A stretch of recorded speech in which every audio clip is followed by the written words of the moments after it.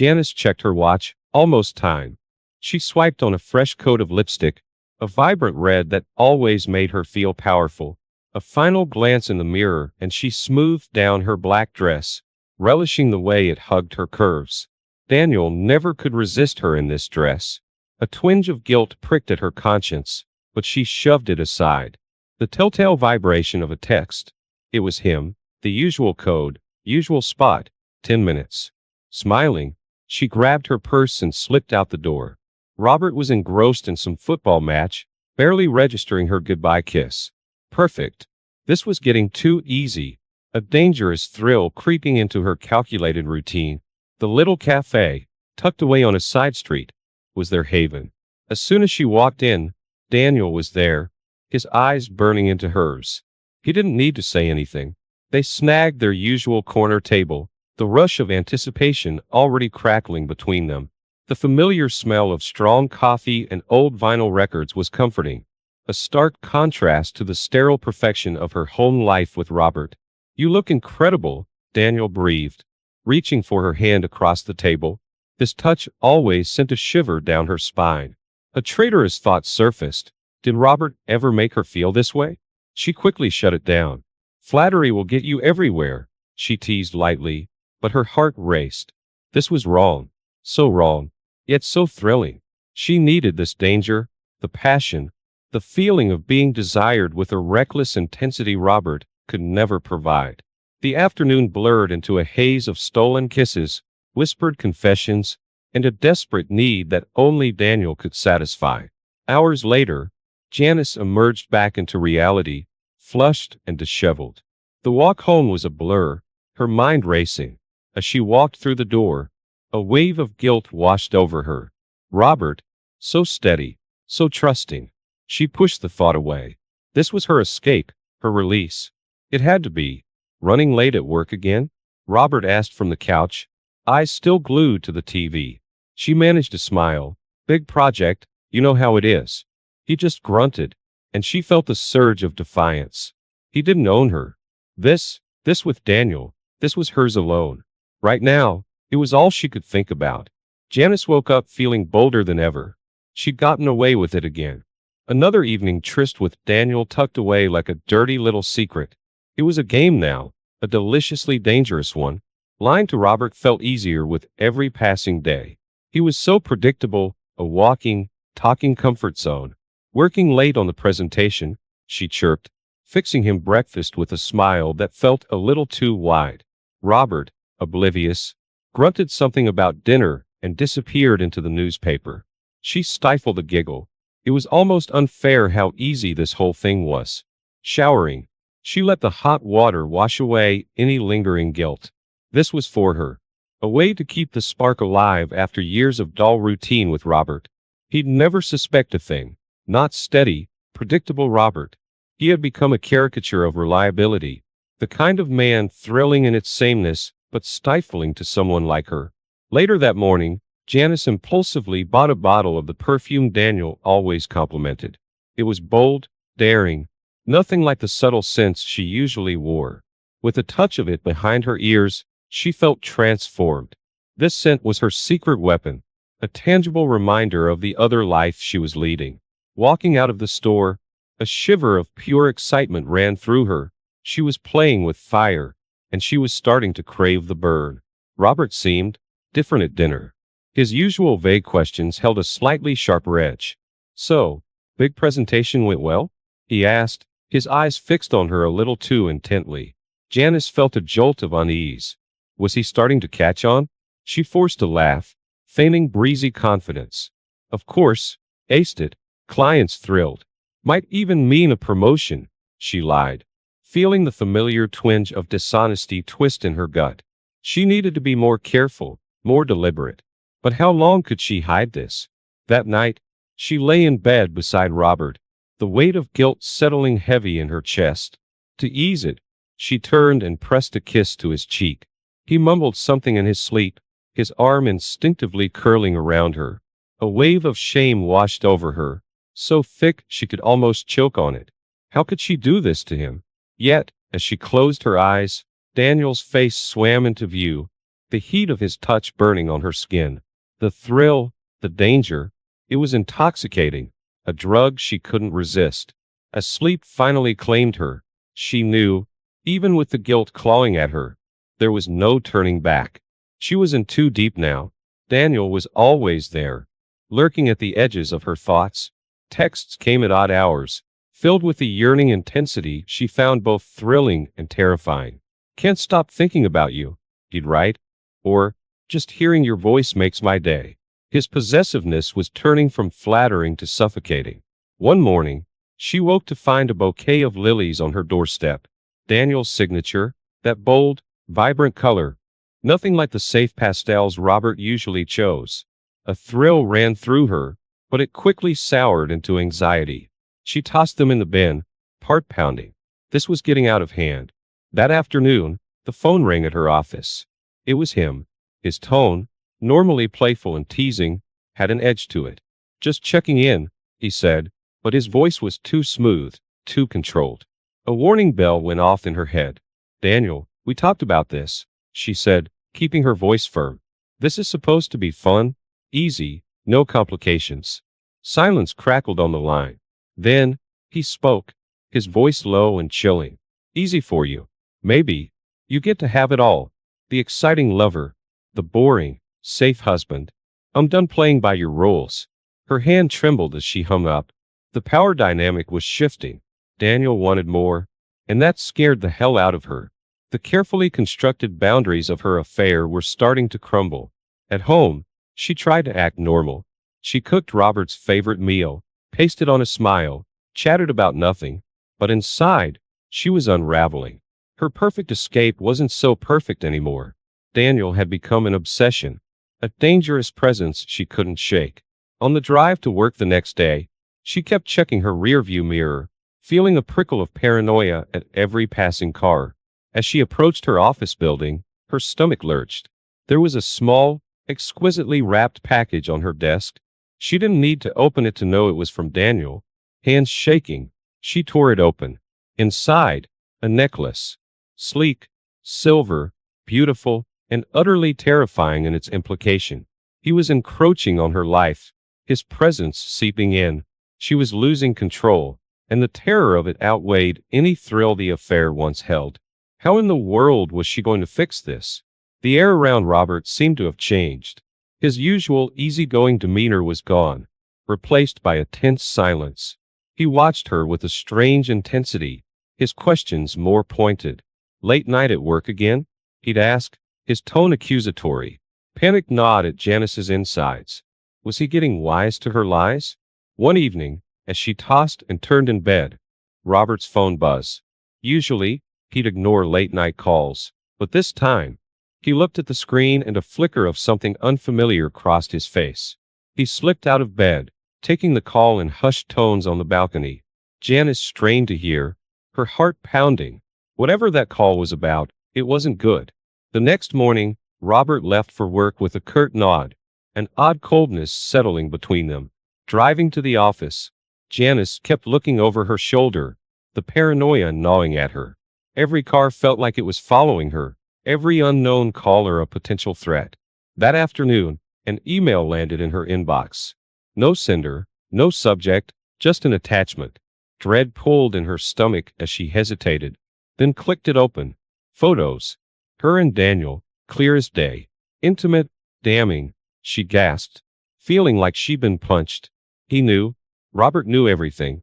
She stumbled through the rest of the workday, a blur of nausea and rising terror. How had he found out, and just how much did he know?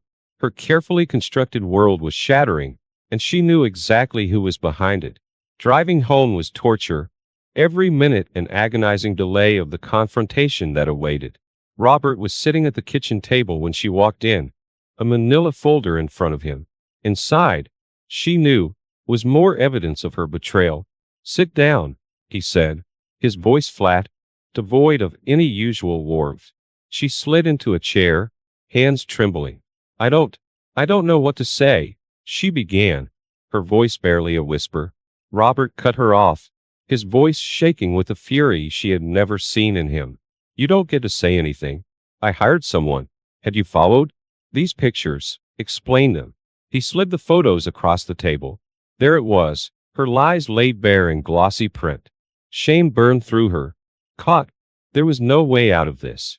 The silence stretched heavy in the kitchen. Robert stared at her, his eyes burning with a mix of hurt and fury. Janice's mind raced, searching desperately for a way out, some sort of explanation that might even slightly minimize her betrayal. Robert, she began, her voice barely a whisper. I know this looks bad, but please, let me explain. He scoffed, a bitter laugh escaping him. Explain? What's there to explain? Your little trysts weren't exactly subtle, Janice. A wave of desperation washed over her. This wasn't how it was supposed to go. She was supposed to be in control, always one step ahead. Then, it struck her. A twisted logic, a last-ditch attempt at salvaging something from the wreckage. It was for you, she blurted, clutching at the lie like a lifeline. Us, our marriage, things were getting to Euro stale. I was bored, afraid of losing you. Robert blinked, confusion warring with anger on his face. What the hell are you talking about? She forged on, her words tumbling out in a rush. It was the only way I could think of. To make things interesting again. The excitement, the danger. I thought it would bring back the spark we'd lost. I never meant to hurt you. Robert stared at her like she'd grown a second head. You cheated on me. To make things interesting? Are you even hearing yourself right now? She knew it was a flimsy excuse, a pathetic attempt at damage control. But a desperate hope flickered in her. Maybe, just maybe, he'd grasp onto that thin shred of twisted reasoning, cling to the idea that she did it out of some misguided love for him. He didn't. His face hardened, the devastation turning into something cold and unrecognizable. Don't insult me, Janice, he said, his voice low and dangerous. I may have been blind, but I'm not stupid. You did this for you, not for me. All those lies, the sneaking around. You enjoyed it, didn't you? The power, the thrill of getting away with it. His words hit her like a physical blow. He was right. A sickening realization washed over her. He saw her, saw through her manipulations and desperate justifications. The foundation of their marriage was dust, blown away by the force of her betrayal. And she, the architect of its destruction, was left with nothing but the chilling truth of what she had become. The days after the confrontation were a blur.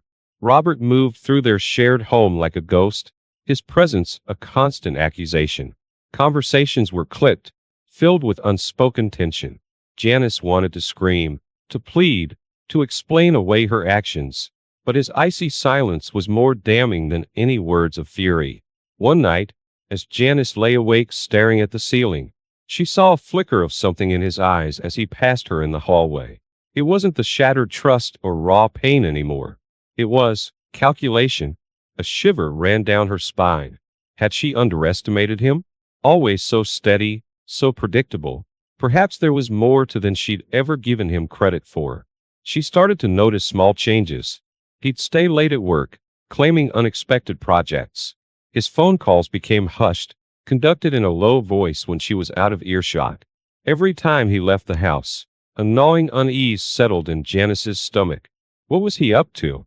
One afternoon, while cleaning, she stumbled upon a hidden folder on Robert's laptop. Her pulse quickened as she clicked it open.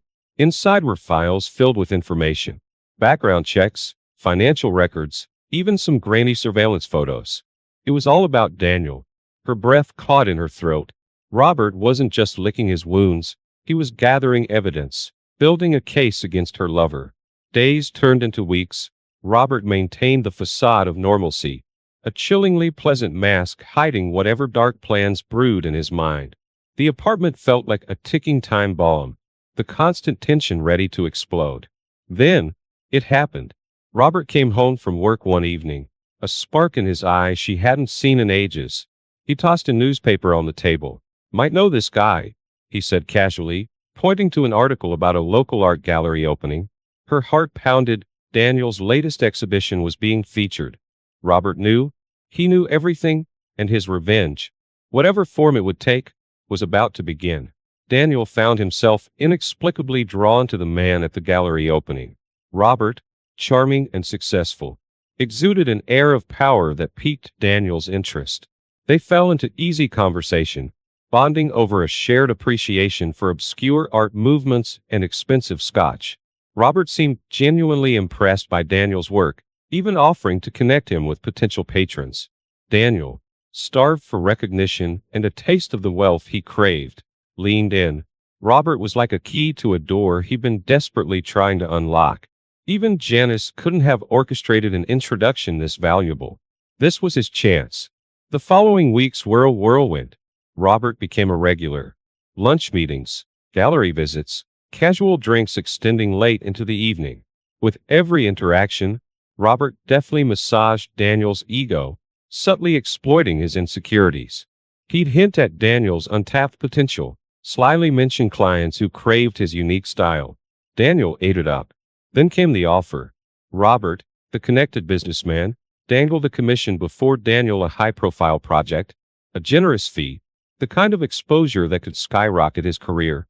Daniel's eyes lit up with ambition. He had no idea it was bait, a meticulously laid trap Robert had been constructing for weeks. The commission seemed straightforward at first, a large-scale sculpture for a new corporate building.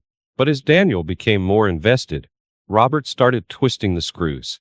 Tight deadlines, a demanding client who was particular about the artistic vision, whispers of potential investors who would only back the project if it was exceptional. Daniel, blinded by the promise of success, desperately tried to meet the escalating demands. He spent sleepless nights in his studio, poured his heart and soul into the sculpture. He started cutting corners, sourcing cheaper materials than the project required. Robert knew this would happen. It was all part of the plan. His calculated manipulation was working perfectly. Daniel, with his inflated ego and gnawing insecurities, was too focused on the potential reward to notice the web being spun around him. And Robert, the puppet master, waited patiently for the right moment to pull the strings, the moment when his carefully crafted revenge would take its final form. The grand unveiling of Daniel's sculpture was meant to be a triumph. Instead, it became his downfall. As the crowd of art critics and potential investors gathered, Robert watched from the sidelines, a barely concealed smirk playing on his lips. He knew the sculpture was flawed, the result of Daniel cutting corners and rushing to meet impossible deadlines. The moment the spotlight hit the sculpture, murmurs rippled through the crowd. There was confusion, then surprised gasps. The piece was riddled with imperfections, obvious cracks, poorly welded joints, a hastily applied finish. It was a disaster, a far cry from the masterpiece Robert had promised. Daniel stood beside it, his face burning with humiliation. The whispers turned into outright criticism. The fickle art world was quick to condemn. Amateurish, a blatant imitation. This man is a fraud. Daniel felt the ground crumbling beneath him. This wasn't just failure, this was public ruin. Robert stepped in then, the concerned patron. He expressed disappointment, hinted at shoddy workmanship, quietly implied that perhaps the funds for the project hadn't been used as intended. The crowd, eager for a scandal, latched onto the insinuations. It escalated quickly. Rumors of embezzlement swirled. Disgruntled investors, subtly nudged by Robert, demanded audits. The police were alerted. An investigation quietly instigated with Robert's carefully manipulated evidence. Daniel, once the rising star, was suddenly the disgraced artist under suspicion. His studio was raided, financial records seized. It didn't take long for the investigators to find what Robert had planted: falsified invoices, traces of suspicious money transfers. The trap had snapped shut. Daniel was arrested, his protests of innocence drowned out by the mounting accusations. News of the scandal spread like wildfire. Daniel's reputation was in tatters, his career destroyed. All according to Robert's meticulously orchestrated plan. He had taken Daniel's ambition, his hunger for success, and turned it into a weapon of self-destruction. It was a brutal, cold-blooded revenge, dished out under the guise of business dealings and artistic opportunity. Janice should have felt relieved at Daniel's downfall. It should have meant safety, the end of the looming threat. Yet, as she read the news articles about his public disgrace, all she felt was a gnawing sense of unease. Something about the way it all unfolded was too Euroclean, Too perfectly orchestrated. A cold realization began to dawn on her. This wasn't just a stroke of bad luck for Daniel, this was Robert's doing. He came home that evening with an air of grim satisfaction. He settled on the couch, the newspapers spread out before him, and casually asked, "Seen the news about your artist friend?" Janice felt her stomach clench. Playing dumb was useless at this point. "You did this?" she accused, her voice shaking. A slow smile spread across Robert's face. "I merely presented him with an opportunity, one he eagerly snatched up. It's not my fault his own greed and stupidity led to his downfall." He recounted the elaborate scheme, his methodical manipulation of Daniel with a chilling detachment. It was horrifying, brilliant, and utterly ruthless a side of her husband she never knew existed. The steady, predictable man she thought she knew was gone, replaced by a cold, calculating stranger. "Why?" she choked out, the single word heavy with despair. "You really thought you could get away with it? Humiliate me? Use me?" Robert's voice was low, anger barely simmering beneath the surface. "You enjoyed the thrill, didn't you? The power of having your little secret, of feeling in control for once. Well, the game's over, Janice. And you've lost." His words ripped through her, obliterating her carefully constructed facade of strength. She'd always been the one in control, the manipulator. Yet Robert had flicked the script in the most devastating way possible. Her betrayal had brought about not just her downfall, but the brutal destruction of the man she'd used. The full weight of her actions crashed down on her. The guilt, a suffocating wave, drowned out any remnants of defiance. The power she craved, the thrilling escape she chased, it had all crumbled into ruin. And Robert, the man she'd underestimated, now held all the cards. He was the victor, his revenge a stark, horrifying testament to the depths of his betrayal. Panic flared in Janice's eyes, but desperation fueled her. She couldn't let Robert break her entirely. There had to be a way to turn this, to regain some semblance of control. Years of manipulating those around her couldn't be for nothing, could it? That night, she pulled out the old playbook. A slinky dress, a sultry voice, the practiced touch that once ignited fire between them. She played the seductress, hoping to ignite some flicker of the old desire in Robert, a weakness she could exploit. He didn't bite. Robert watched her performance with cold amusement, like a spectator observing a pathetic play. "Don't insult me, Janice," he said flatly. "Your little tricks won't work anymore. You're not in charge. Not now, not ever." Janice faltered. Seduction failed. So, she switched tactics, trying vulnerability next. Tears welled up in her eyes as she begged for forgiveness, claimed it was a moment of weakness, that she still loved him. Robert scoffed. "Love? You don't know the meaning of the word. All you cared about was yourself, your little thrill-seeking games. Well, now the game is mine." A wave of despair washed over her. This wasn't working. He was impenetrable, a fortress she couldn't breach with her usual weapons. A terrifying thought struck her. What else did he have planned? Driven by a mix of fear and defiance, she demanded, "What more do you want, Robert? Daniel's ruined. Isn't that enough?" His smile was chilling. "Ruined? Oh, Janice, that was just the beginning." He proceeded to detail the extent of his revenge, a masterpiece of meticulous planning. How he'd planted the seeds of doubt into Daniel's mind, exploited his fragile financial situation, pushed him into riskier and riskier business decisions.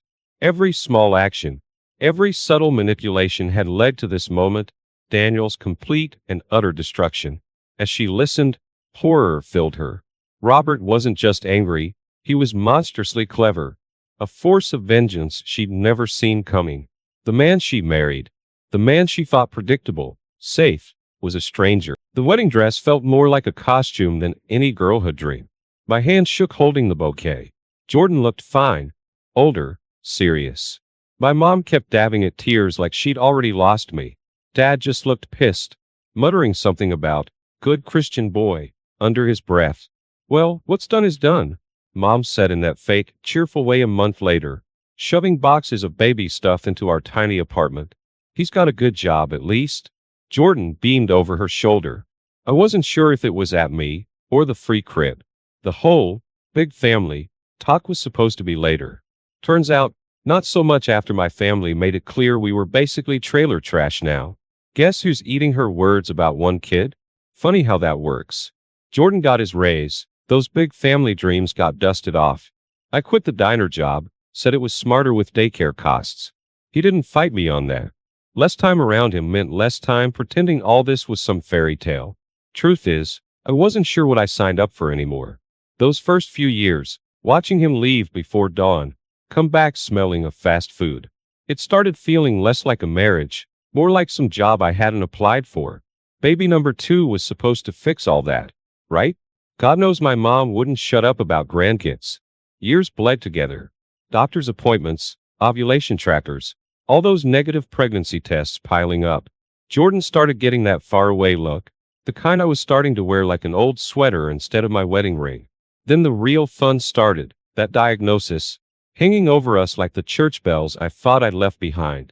I knew what the doctor meant when he talked risks, but it felt like a dare more than a warning. We were all in, weren't we? Jordan and his big family dreams, by folks with their noses in our business. We both had something to prove.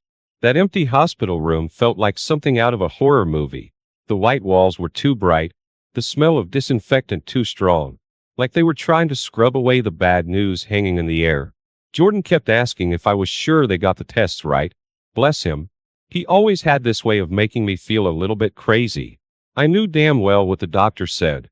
The echo of high risk of infertility just bouncing around in my head. My temper flared. They're doctors, Jordan. Not idiots. Think they'd mess up something like this? He went quiet then, like a kicked dog. But when we got into the car, he turned to me, serious, and said, "Look, if it happens, it happens. We'll always have Jenny." It felt like a punch in the gut. It should have been sweet, a reassurance, but it felt more like giving up than anything else. The thought wouldn't leave my head. If this was it, just me and Jenny, would that be enough? Would that be enough for him? The chemo, I won't lie, it was hell. Hair falling out in clumps, the nausea that hit like waves crashing on a rock, and watching Jordan's face go thinner too. Worry does that to a person.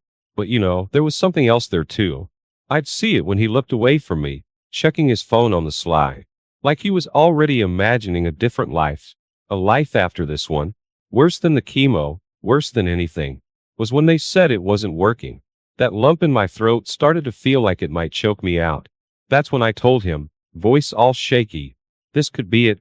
Let's just go for it all. No holding back. He looked at me almost like I was a stranger. A sick stranger with no hope left. In the end, though, he nodded. That look of determination washing over him again. I remember the day I walked out of that hospital.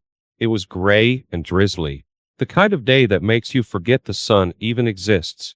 I got home, took a long, hot shower, and stared at myself in the mirror. Bald, gaunt, but alive. And somehow, that felt like a different kind of power bubbling up. Maybe, just maybe, the game hadn't played out quite how I'd thought. But who said I couldn't change the rules? Even if I couldn't get pregnant, even if I lost the big family dream, maybe there were other dreams to fight for. The first fake pregnancy test. I remember it so clearly. Staring at that little pink line that wasn't supposed to be there. My whole body started buzzing. It wasn't guilt, exactly, not at first. More like stepping through a door I hadn't even realized was there the whole time. One I wasn't sure I ever would have been brave enough to walk through. Jordan, God love him, came home jumping around the kitchen like a kid on Christmas morning. He didn't look at me any different, but everything felt different. The way he lingered at the kitchen table, talking about moving to a bigger place, painting the spare room. I hated myself for how I soaked it in, playing the part perfectly. Even found myself looking at nursery furniture online. Not because I wanted to, but because I knew I had to. Then, the miscarriage. Another blur. Doctors poking and prodding, hushed voices, the smell of antiseptic. But in those hazy hospital days, in between the cramps and the tears, I felt something else. A strange kind of relief. Like, I had passed a test I didn't even know I was taking, and came out just fine on the other side. A couple more miscarriages, and even Jordan's optimism started to crack. He'd always been the glass half full type, but this was wearing him down. I could see it behind the smiles, The way he'd linger in the doorway before bed like he didn't want to disturb me. That's the thing about pity. Gets old real fast.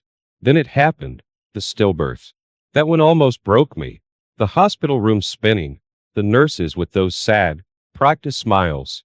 Jordan held my hand so tight it felt like he'd crack the bones. Tears streaming down his face. But underneath the grief, that same relief I'd felt before flickered to life. Like a candle in a storm that couldn't quite be extinguished. Until that day he sat me down, all serious, and said, "Look, if it happens again, just don't tell me until you're sure, all right?" Too much heartbreak. I played the wounded wife, sniffling and nodding. He played the strong husband, the one protecting me. Inside, that candle flame grew a little brighter. The truth? I felt like I'd won the damn lottery. The perfect excuse, wrapped up in pity and concern. And Jordan? Well, he became less a husband and more like a project. Something to manage, to keep on track. He started working all those extra hours. Eyes on the prize, that big family, that big house he thought was still on the horizon. Me? I kept up the act. A doctor's appointment here, a tearful breakdown there. Every time.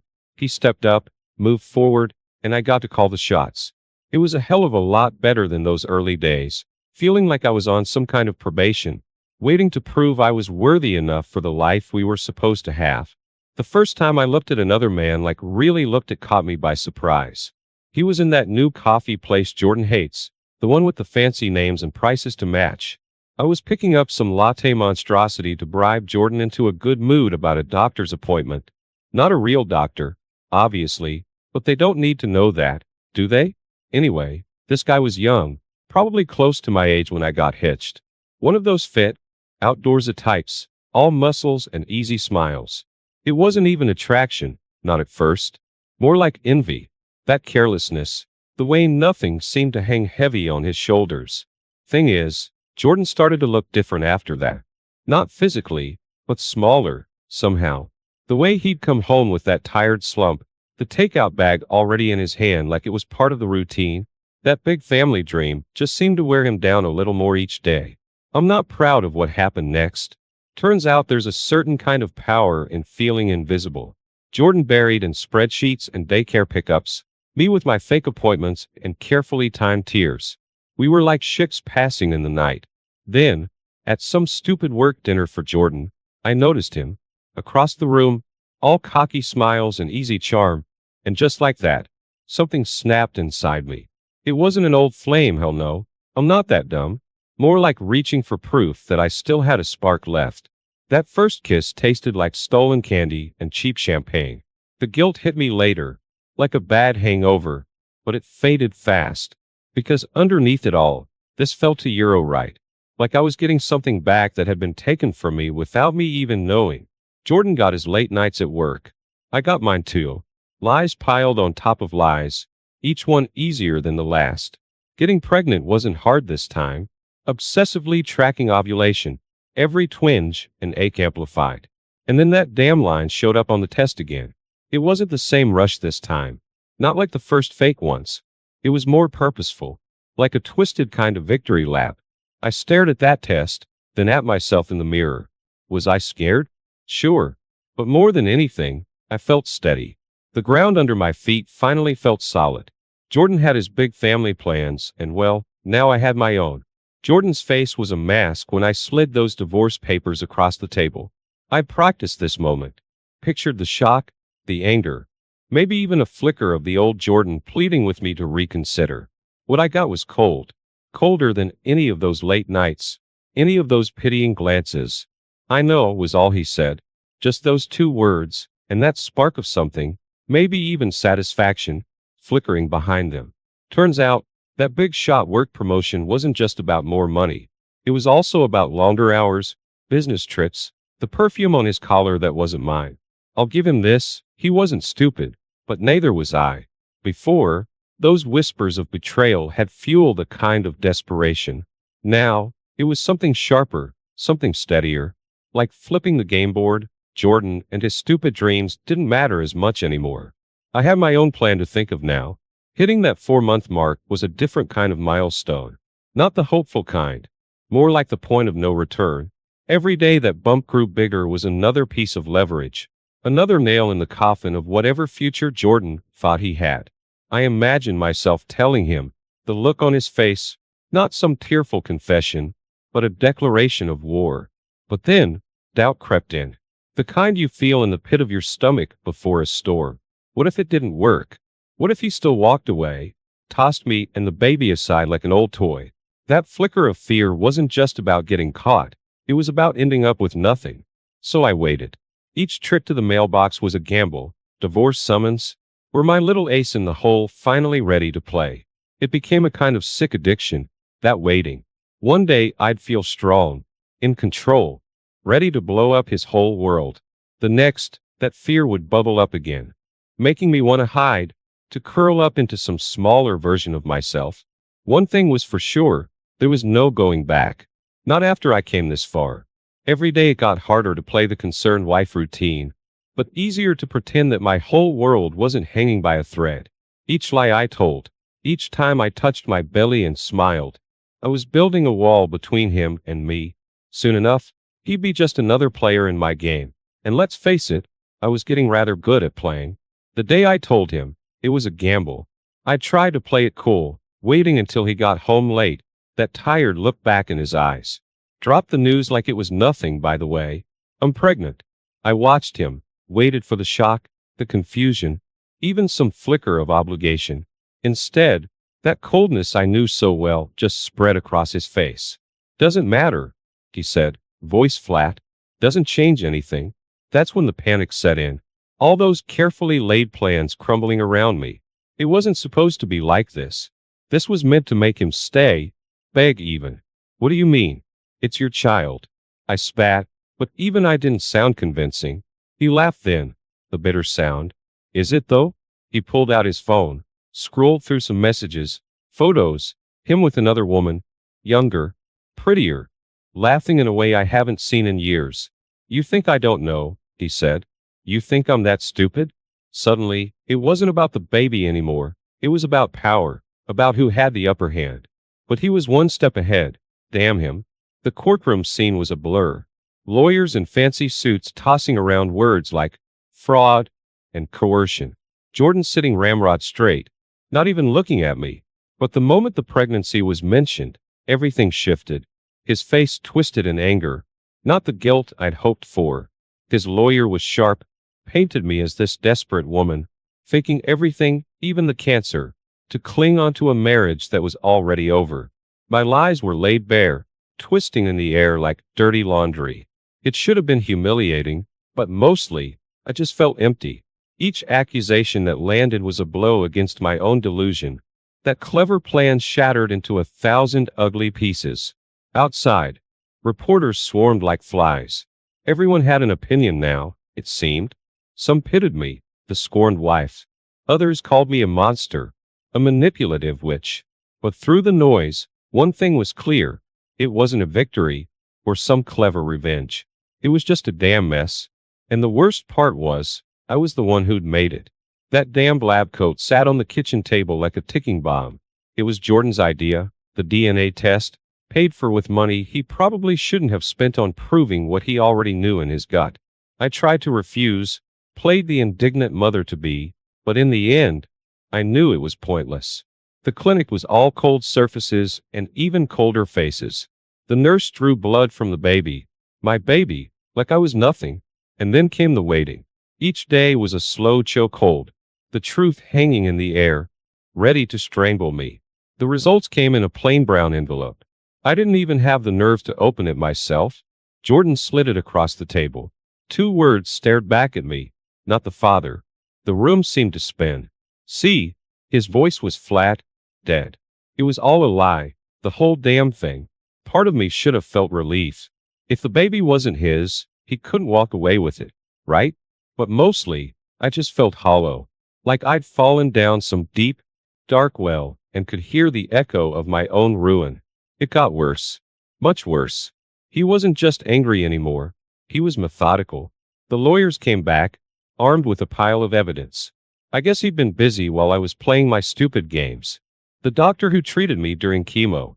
Turns out they'd gotten a sworn statement. The warnings about infertility were all documented. Every fake pregnancy test, every tearful breakdown, laid bare for the courts and anyone else who cared to look. And they did look. The newspapers had a field day. The desperate housewife, the cancer lie, the baby that wasn't even his. My folks went silent, ashamed. My daughter looked at me like I was some kind of monster in her own house. The friends I had left, the ones who bought my act, well, they evaporated too. Turns out, playing with fire gets you burned. I wasn't just getting a divorce anymore. Jordan was coming after me for everything. Some fancy legal word, fraud, something about intentional damage and ruining his reputation. I lost the house, the little bit of savings I had. Hell, I even lost my damn car. Every day I waited for the other shoe to drop, for the cops to show up at my dingy apartment, ready to make an example out of me. I should have been smarter, should have known there was no way to win this game. But it's too late for should-haves now. The first time I saw him again, it was in the grocery store of all places. He hadn't even been my type. Not really. But desperation makes you look at the world differently. I almost didn't recognize him at first, clean-shaven, wearing some kind of work shirt like he was a normal guy just buying cereal. Pathetic, really. He didn't see me at first, crouched down looking at boxes like he knew what the hell he was doing. Then our eyes met, and I saw that flicker of recognition. Disgust, mostly, but underneath it, a hint of fear. Maybe that's what finally snapped me out of my fog. I walked right up to him, close enough he could smell the stale coffee on my breath. You know, I said, real casual like, the funny thing is, I'm glad. Glad you're not the father. That kid deserves a better life than I could give it. His face went pale, hand tightening around that cereal box. I leaned in closer, whispered low enough only he could hear. You think this is over? Oh, honey, this is just getting started. He tried to move past me, but I grabbed his arm, nails digging in. He actually flinched. That night, I didn't sleep. I sat at my kitchen table, surrounded by crumpled takeout bags and unpaid bills. A plan slowly forming in my head. Jordan had his fancy lawyers, his new life, that smug look on his face like he'd won. But wars aren't won in courtrooms, are they? I started small. Rumors spread online. His new girlfriend's old clients, his company's so-called ethical practices. People love a scandal, especially when it involves someone who's already fallen from grace. I got good at it. Fake accounts, burner phones, lies planted so carefully they sprouted up like weeds. Each one a twist of the knife, a little dose of the kind of chaos I'd become so familiar with. Sometimes, in the dead of night, I'd think back to that girl in the white dress. All those stupid dreams about a family that would never be. A part of me mourned her, that naive fool. But this me, the one sitting in the dark with revenge burning in her eyes, she felt alive in a way I hadn't in a long, long time. Let Jordan have his courtroom victories. My battlefield was the shadows, and I was just getting warmed up. After all, hell hath no fury like a woman who's got nothing left to lose. Sometimes I dream about having a time machine, not for the big stuff, winning the lottery or changing history or whatever, just for the little moments. Going back to that first date with Jordan, the way he smiled across the too fancy restaurant table, I'd whisper in my own ear, "Run, you stupid girl. Run far, far away." Of course, it doesn't work like that. But after what feels like 100 nights of the same bad dream, I'm starting to think a little delusion might not be so terrible. I even tried those cheesy meditation apps, the ones with the calming voices telling you to breathe. Turns out, rage doesn't mix too well with inner peace. The worst part is the quiet. My dingy apartment with its peeling paint and squeaky floors. No more fake happy chatter with Jenny over homework she's too smart for anyway. No more of Jordan's footsteps coming down the hall.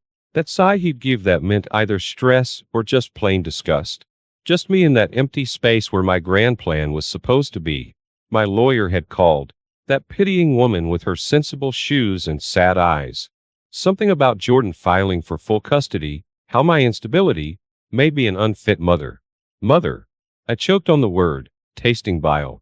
Maybe Jordan was right all along. Maybe I was nothing but a monster. But here's the thing about hitting rock bottom. There's only one way to go, and that's up. And maybe up doesn't mean back to some pretend life of white picket fences and birthday parties. Maybe up means something different entirely.